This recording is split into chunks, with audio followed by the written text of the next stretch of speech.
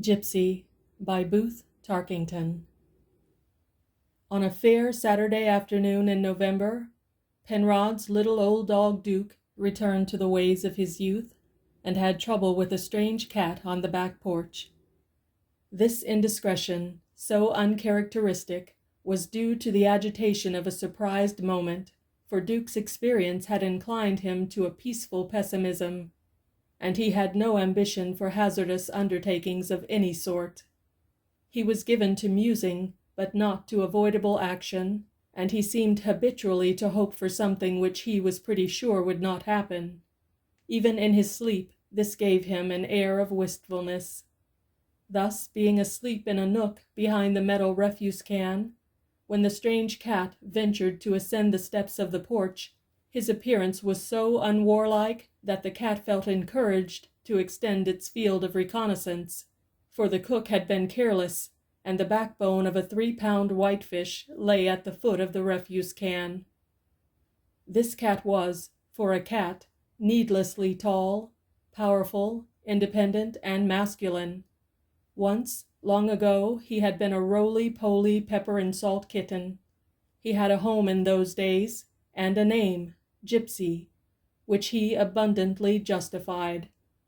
He was precocious in dissipation. Long before his adolescence, his lack of domesticity was ominous, and he had formed bad companionships. Meanwhile, he grew so rangy, and developed such length and power of leg, and such traits of character, that the father of the little girl who owned him was almost convincing when he declared that the young cat was half bronco and half Malay pirate, though in the light of Gipsy's later career, this seems bitterly unfair to even the lowest orders of broncos and Malay pirates. No, Gipsy was not the pet for a little girl. The rosy hearthstone and sheltered rug were too circumspect for him. Surrounded by the comforts of middle-class respectability, and profoundly oppressed, even in his youth, by the Puritan ideals of the household, he sometimes experienced a sense of suffocation.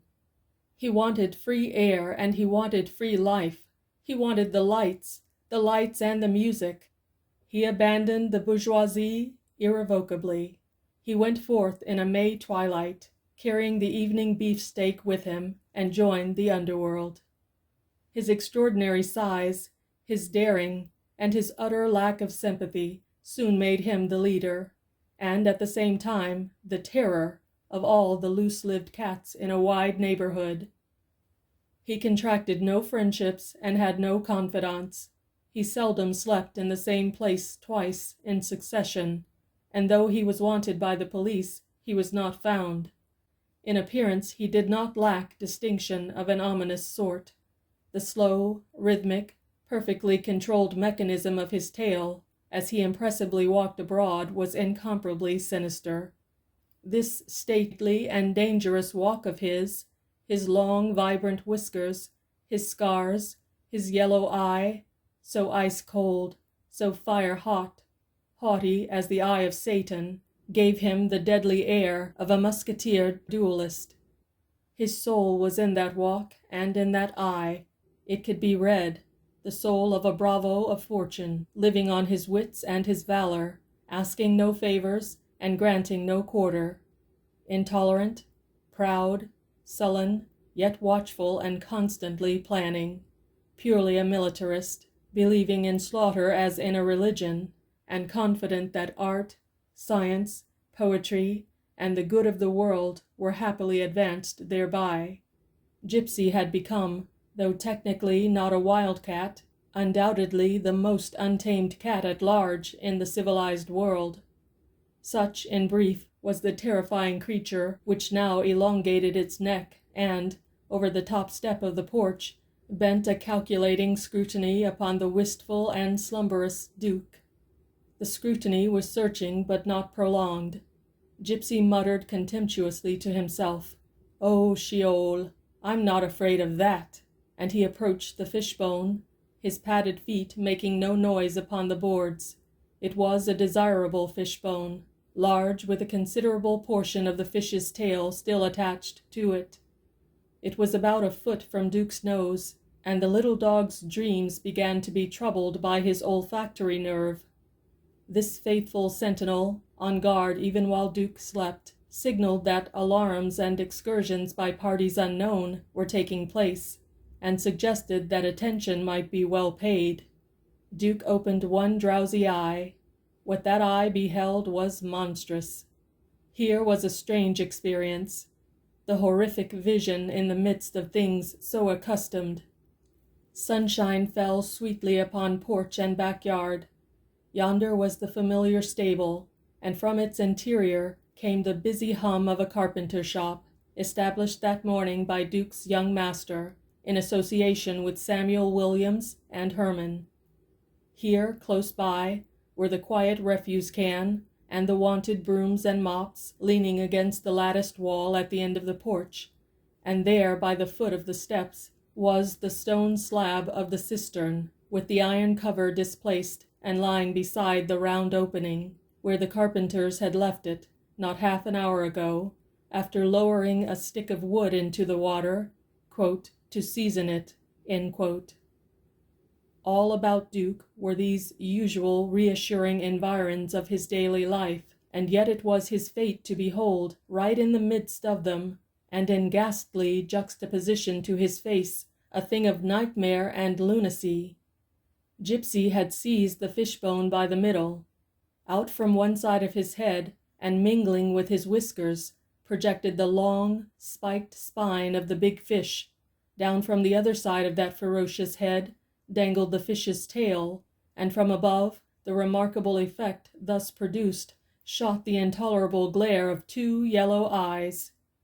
To the gaze of Duke, still blurred by slumber, this monstrosity was all of one piece. The bone seemed a living part of it.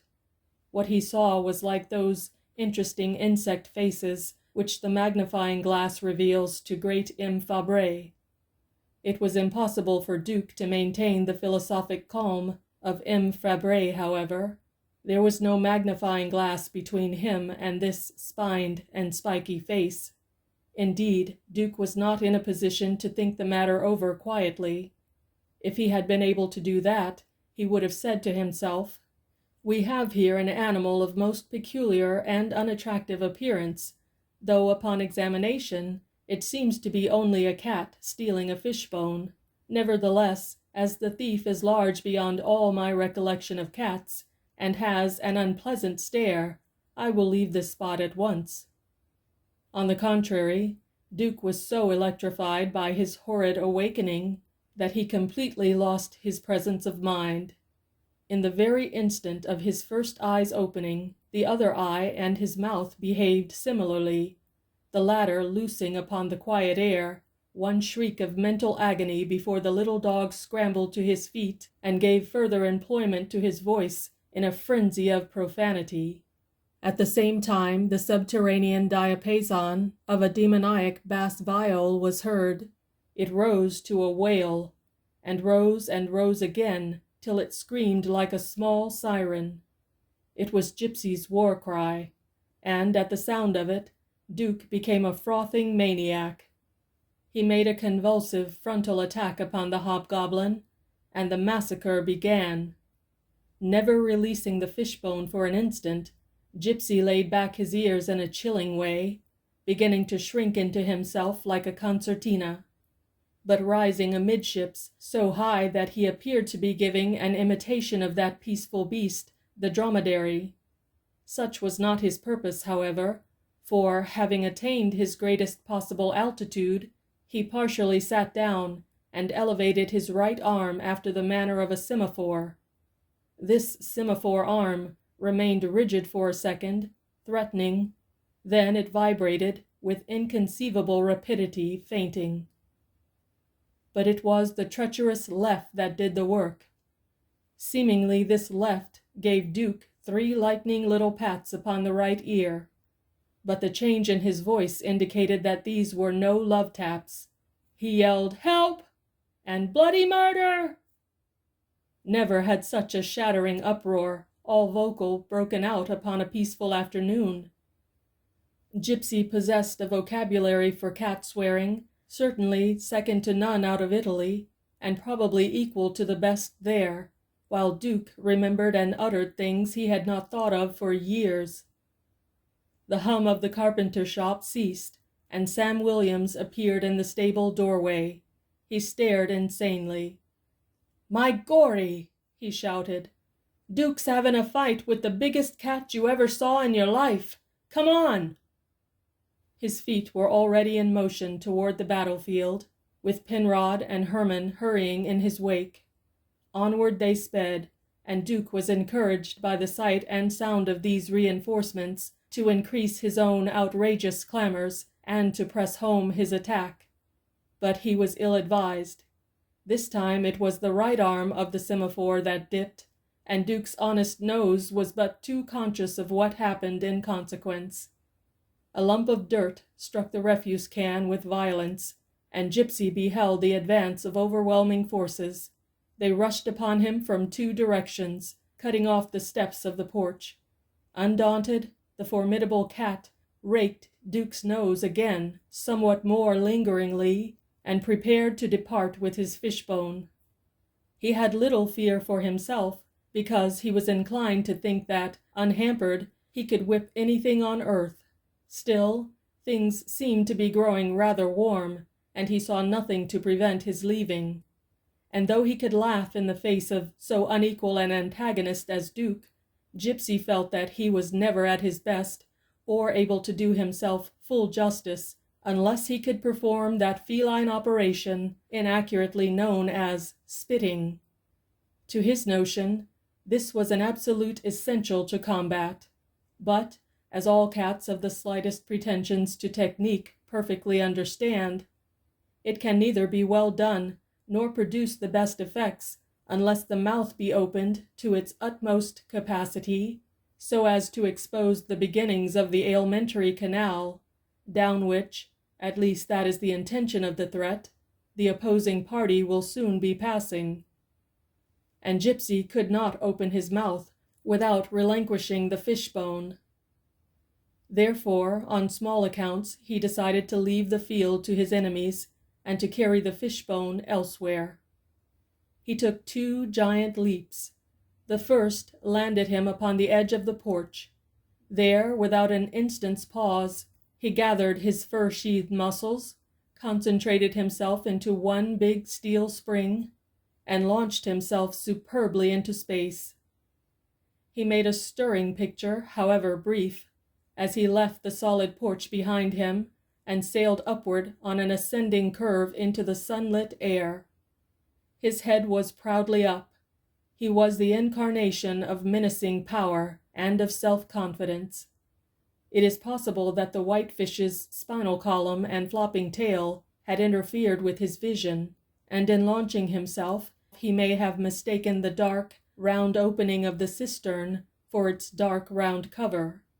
In that case, it was a leap calculated and executed with precision, for as the boys clamored their pleased astonishment, Gipsy descended accurately into the orifice and passed majestically from public view, with the fishbone still in his mouth and his haughty head still high. There was a grand splash. End of Gipsy by Booth Tarkington.